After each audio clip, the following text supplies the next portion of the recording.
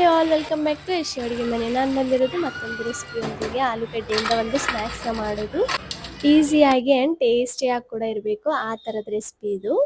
2 ಆಲೂಗಡ್ಡೆ ತೊಗೊಂಡಿದ್ದೀನಿ. ಅದ್ರ ಮೇಲೆ ಸಿಪ್ಪೆ ಎಲ್ಲ ತೆಗೆದು ಅದು ಕಟ್ ಮಾಡಿದ ಮೇಲೆ ಒಂದು ಪಾತ್ರೆಯಲ್ಲಿ ನೀರು ತೊಗೊಂಡು ಅದರೊಳಗೆ ಹಾಕಿ ಸ್ಟವ್ ಆನ್ ಮಾಡಿಕೊಂಡು ಇವಾಗ ಅದು ಮೆತ್ತಗಾಗೋವರೆಗೂ ಕುದಿಸ್ಬೇಕು ಆಲೂಗಡ್ಡೆನ. ಅದರಲ್ಲಿ ಸ್ವಲ್ಪ ಉಪ್ಪು ಕೂಡ ಹಾಕಬೇಕು. ಹಾಕಿ ಸ್ಟವ್ ಆನ್ ಮಾಡಿಕೊಂಡು ಆಲೂಗಡ್ಡೆನ ಕುದಿಯೋಕೆ ಇಡಬೇಕು. ಕುದ್ದಾದ್ಮೇಲೆ ಒಂದು ಪಾತ್ರೆಯಲ್ಲಿ ಅದನ್ನು ಸರ್ವ್ ಮಾಡಿಕೊಂಡು ಅದನ್ನು ಸ್ಮ್ಯಾಶರ್ ತೊಗೊಂಡು ಸ್ಮ್ಯಾಶ್ ಮಾಡಬೇಕು. ಮೆತ್ತಗೆ ಸ್ಮ್ಯಾಶ್ ಮಾಡಿದ ಮೇಲೆ ಕೈಯಿಂದ ಕೂಡ ಒಂದು ಸತಿ ಸ್ಮ್ಯಾಶ್ ಮಾಡಿದ ಮೇಲೆ ಅದರಲ್ಲಿ ಇವಾಗ ನಾವು ಒಂದು ಅರ್ಧ ಸ್ಪೂನ್ ಅರಿಶಿನ ಮತ್ತು ರುಚಿಗೆ ತಕ್ಕಷ್ಟು ಉಪ್ಪು ಮತ್ತು 1 ಸ್ಪೂನ್ ಬ್ಲ್ಯಾಕ್ ಪೆಪ್ಪರು, ಒಂದು 3 ಸ್ಪೂನ್ ಕಾರ್ನ್ಫ್ಲವರ್ ಹಾಕ್ಕೊಂಡಿದ್ದೀನಿ.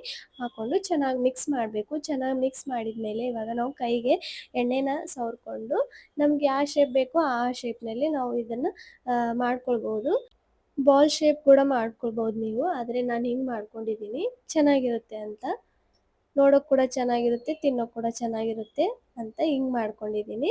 ಇವಾಗ ಸ್ಟವ್ ಆನ್ ಮಾಡಿಕೊಂಡು ಆಯಿಲ್ ಹೀಟ್ ಮಾಡ್ಕೋಬೇಕು. ಆಯಿಲ್ ಹೀಟ್ ಆದಮೇಲೆ ಇವೆಲ್ಲವನ್ನು ಅದರಲ್ಲಿ ಬಿಟ್ಟು ಆದಷ್ಟು ಉರಿನ ಮೀಡಿಯಮ್ ಫ್ಲೇಮ್ನಲ್ಲಿ ಇಟ್ಟು ಫ್ರೈ ಮಾಡಬೇಕು. ಫ್ರೈ ಮಾಡಿದ ಮೇಲೆ ಕಲರ್ ಚೇಂಜ್ ಆಗೋವರೆಗೂ ಫ್ರೈ ಮಾಡಬೇಕು. ಬ್ರೌನ್ ಕಲರ್ ಬರಬೇಕು, ಆ ಥರ ಫ್ರೈ ಮಾಡಿದ ಮೇಲೆ ತೆಗೆಯೋದಷ್ಟೇ.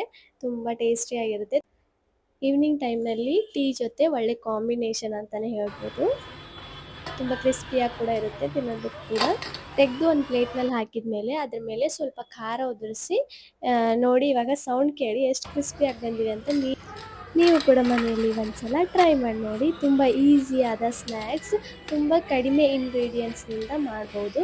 ಈ ವಿಡಿಯೋ ಇಷ್ಟವಾದಲ್ಲಿ ಒಂದು ಲೈಕ್, ಶೇರ್, ಕಾಮೆಂಟ್ ಮತ್ತು ನಮ್ಮ ಚಾನಲ್ನ ಸಬ್ಸ್ಕ್ರೈಬ್ ಮಾಡೋದನ್ನು ಮರಿಬೇಡಿ.